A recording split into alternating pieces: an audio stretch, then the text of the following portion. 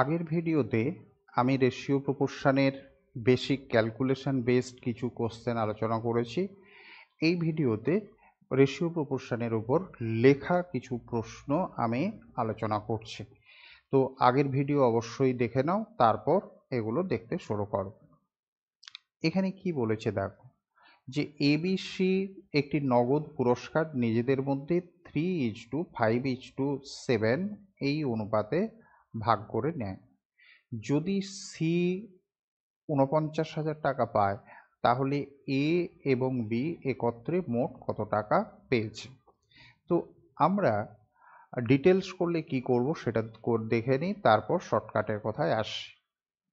দেখো, ও আমি ধরে নিচ্ছি এ পাবে 3x, বি পাবে 5x এবং সি কত পাবে, সি হচ্ছে 7x। তো কোশ্চেনে তোমাকে দেওয়া আছে যে সি পায় কত, 49,000 টাকা। তার মানে কোশ্চেনে তোমাকে দেওয়া আছে এই 7x মানে কত না 49,000 টাকা। কি বের করতে বলেছে, এ এবং বি একত্রে, এ এবং বি একত্রে মোট কত টাকা পেয়েছে তা নির্ণয় করুন। তাহলে এ এবং বি আমরা চাইলে আলাদা আলাদা করে বের করে যোগ করতে পারি, আদারওয়াইজ প্রথমেই আমরা যোগ করে দিই। যদি কি হবে 8x, তাহলে এই 8x ইকুয়াল টু কত সেইটা আমরা বের করি। 7x ইকুয়াল টু যদি 49,000 হয়, তাহলে x ইকুয়াল টু কত হবে না 49,000 বাই 7, তার মানে আমরা পাবো 7,000। এ এবং B, A plus B equal to 8x, 8x equal to কি হয়ে যাবে 8 ইন্টু 7,000 সমান আমরা পেয়ে যাব কত না 56,000 টাকা। এটা অ্যান্সার হয়ে যাবে, অপশান ডি হবে অ্যান্সার। এই কাজটাই আমরা যখন চোখের নজরে করব, অ্যাকচুয়ালি এই লজিকটার ভিত্তিতেই আমরা চোখের নজরে সংক্ষেপে করতে পারি যে 3:5:7 এ বি সি। তো কোশ্চেনে এই সি ইকুয়াল টু দেওয়া আছে কত 49,000, 49,000। তাহলে এ এবং বি একত্রে 3 এবং 5 যোগ করলে কত হচ্ছে 8, 8 ইকুয়াল টু কত হবে। এবার 7 49,000 হয়েছে, তার মানে দেখে আমরা বুঝতে পারছি 7কে 7 দিয়ে গুণ করলে 49, 1000 দিয়ে গুণ করলে তবে 49,000। 7কে 7,000 দিয়ে গুণ করলে আমরা 49,000 পাবো। তাহলে 8কেও আমরা কি করব 7,000 দিয়ে গুণ করব, কত হয়ে যাবে এটা 56,000 হয়ে যাবে। ঠিক আছে, অপশান ডি হয়ে যাবে এর অ্যান্সার। পরের প্রশ্ন দেখো, যে 50 টাকা এবিসি এর মধ্যে এমনভাবে ভাগ করা হলো যেন এ বি এর থেকে 5 টাকা বেশি পায়। এ কত পাবে, এ পাবে বি এর থেকে 5 টাকা বেশি, এবং বি সি এর থেকে 9 টাকা বেশি, অর্থাৎ বি পাবে সি প্লাস 9। ঠিক আছে, তো তাদের ভাগের অনুপাত কত হবে। এখান থেকে তোমরা কিন্তু অপশান থেকে দেখে বলে দিতে পারবে যে যদি কোথাও যোগফলে 50 হয় এবং এই কন্ডিশনটা স্যাটিসফাই করে, তাহলে কিন্তু বলে দিতে পারবে। যেমন আমি এটা দেখে বুঝতে পারছি, দেখো এই যে অপশান সিতে সি এর থেকে 9 টাকা বেশি প্লাস 9, এবং বি এর থেকে এ হচ্ছে 5 টাকা বেশি, 18-র সঙ্গে 5 যোগ করলে 23 হচ্ছে, এবং এই তিনটে সংখ্যা যদি যোগ করা যায় তাহলে কিন্তু 50 হয়ে যাচ্ছে। তো অপশান থেকে আমরা দেখে মার্ক করে দিতে পারি অপশান সি অ্যান্সার হবে। বাট কোশ্চেনটা আমরা কিভাবে করব সেটা দেখি। তাহলে এক্ষেত্রে সিকে ধরে নিই এক্স টাকা পাবে, যেহেতু সি সবার থেকে কম পেয়েছে, সিকে ধরে নিই এক্স টাকা পাবে। তাহলে বি কত পাবে, বি পাবে এক্স প্লাস 9। এ কত পাবে, বি এর থেকে 5 টাকা বেশি, বি পাচ্ছে এক্স প্লাস 9, তার থেকেও 5 টাকা বেশি, তার মানে এক্স প্লাস 9×5 14, এক্স প্লাস 14। এবার বলেছে তিনজনে মিলে মোট 50 টাকা পেয়েছে।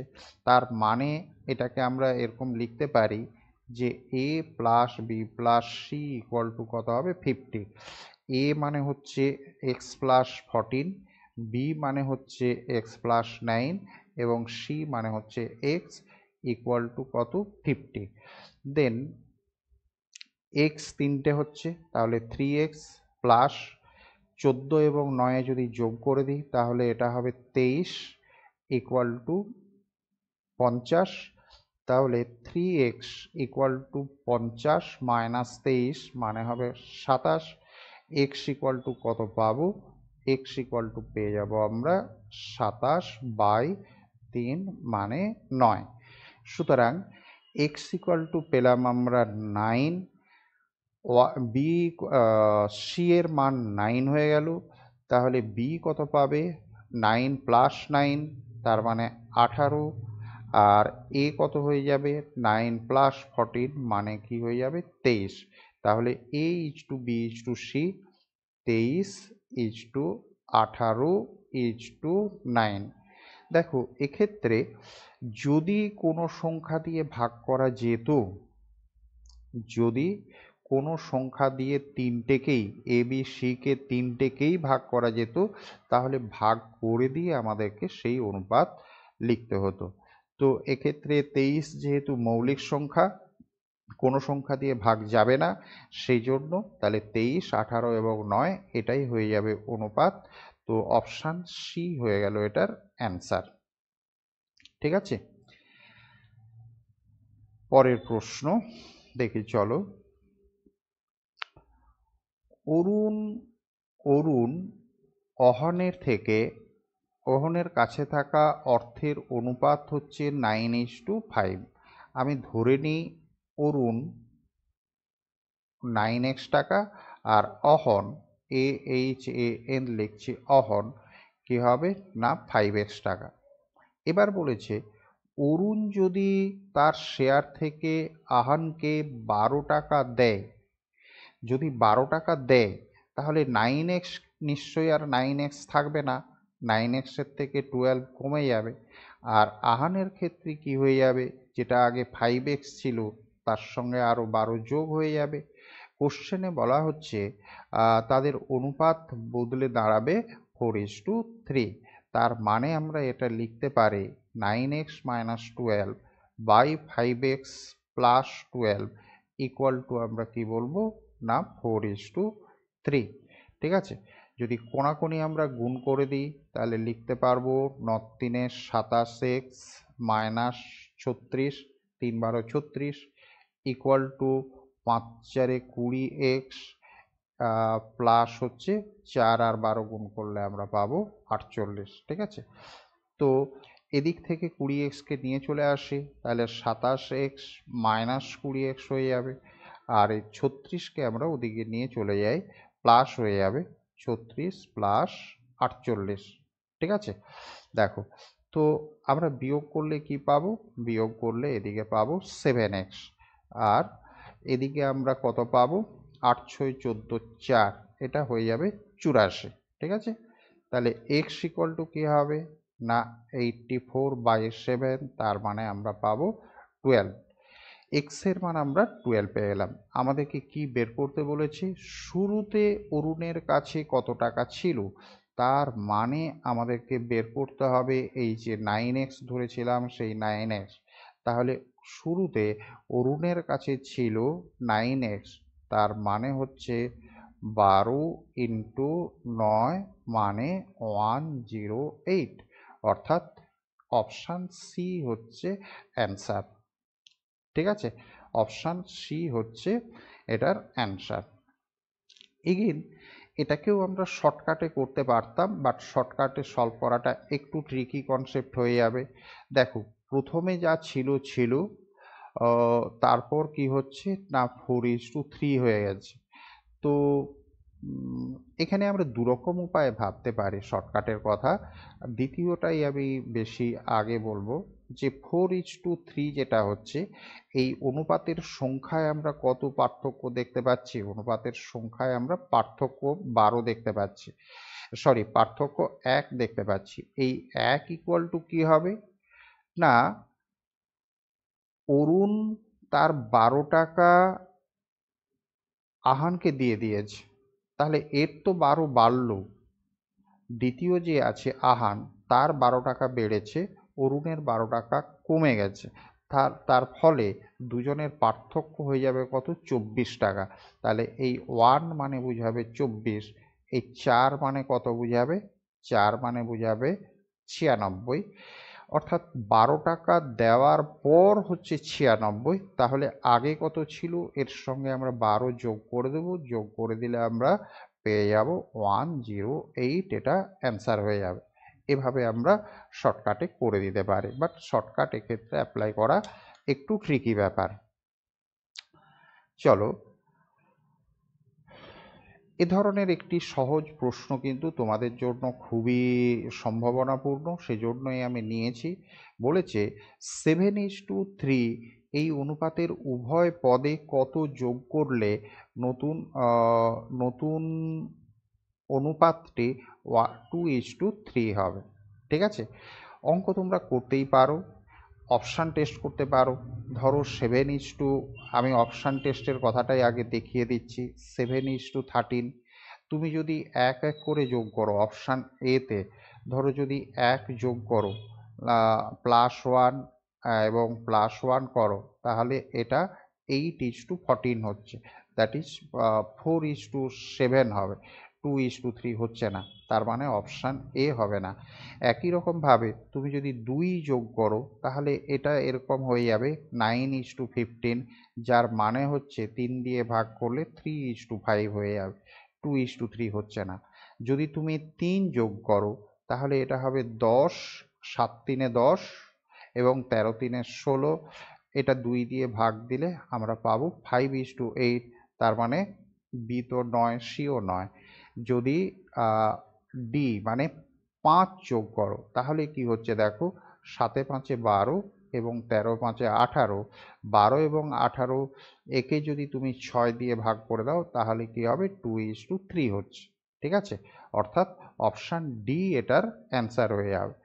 ডিটেলস করলে আমরা কি করব, কত যোগ করতে হবে জানি না, আমি ধরে নিচ্ছি 7-এর সঙ্গে এক্স যোগ করব এবং 13-এর সঙ্গেও এক্স যোগ করব, এই অনুপাত কত হয়ে যাবে, 2:3 হয়ে যাবে।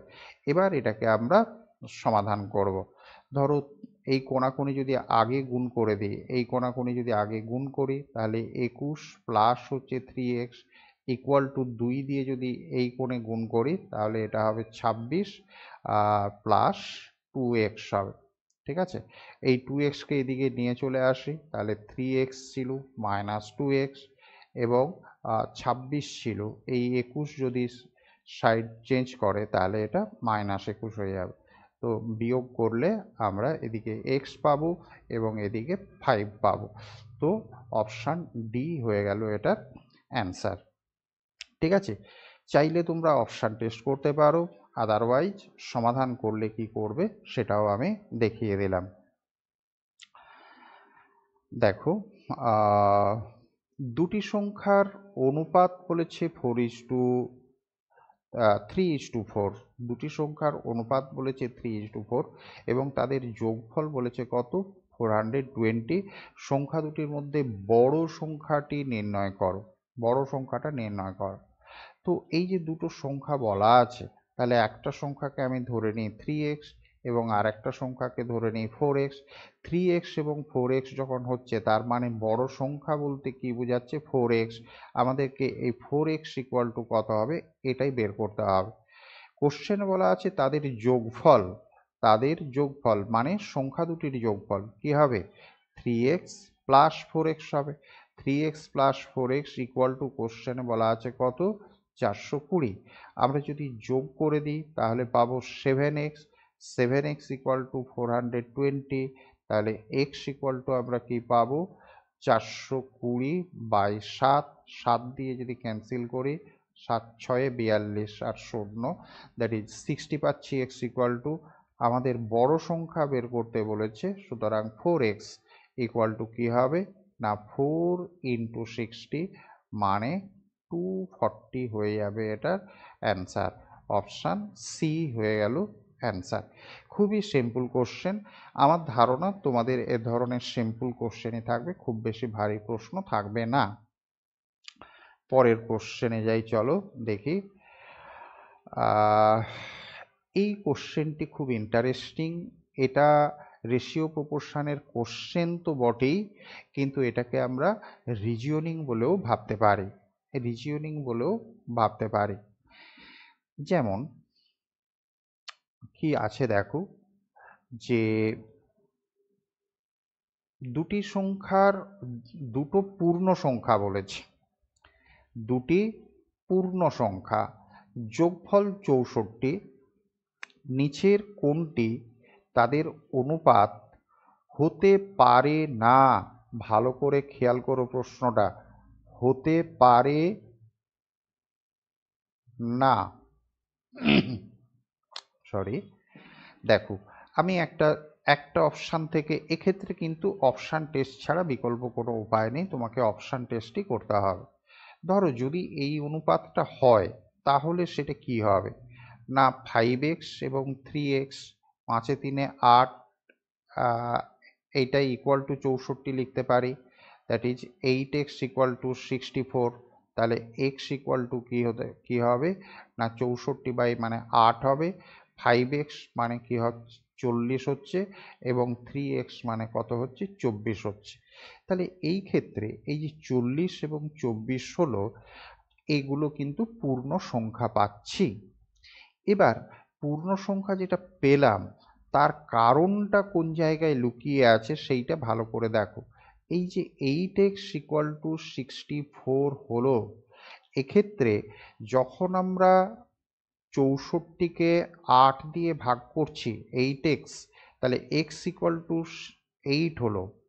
x ইকুয়াল টু 8 কি করে হলো, 64কে 8 দিয়ে ভাগ করলে তবেই আমরা 8 পাচ্ছি। অর্থাৎ ভালো করে কথাটা শোনো, এই যে অনুপাতের যে দুটো পদ ছিল 5 এ 3 এ 8, সেই 8কে আমরা 64 দিয়ে ভাগ করতে পেরেছি, সেই জন্য 5x কিংবা 3x এটা পূর্ণ সংখ্যা হয়েছে। একই রকমভাবে অপশান বিতেও দেখো, 7 এবং 1 যদি যোগ করি 8 হবে, 64কে আমরা 8 দিয়ে ভাগ করতে পারি। অপশান ডিতেও দেখো, যদি আমি 9x এবং 7x ধরি, এটাকে যদি ইকুয়াল টু 64 করি, তাহলে কি হচ্ছে 16x equal to 64, x equal to 64/16। 64কে 16 দিয়ে আমরা ভাগ করতে পারি, 4 পাচ্ছি। সুতরাং 9x মানে 36 পাবো, 7x মানে 28 পাবো, এগুলো পূর্ণ সংখ্যা হলো।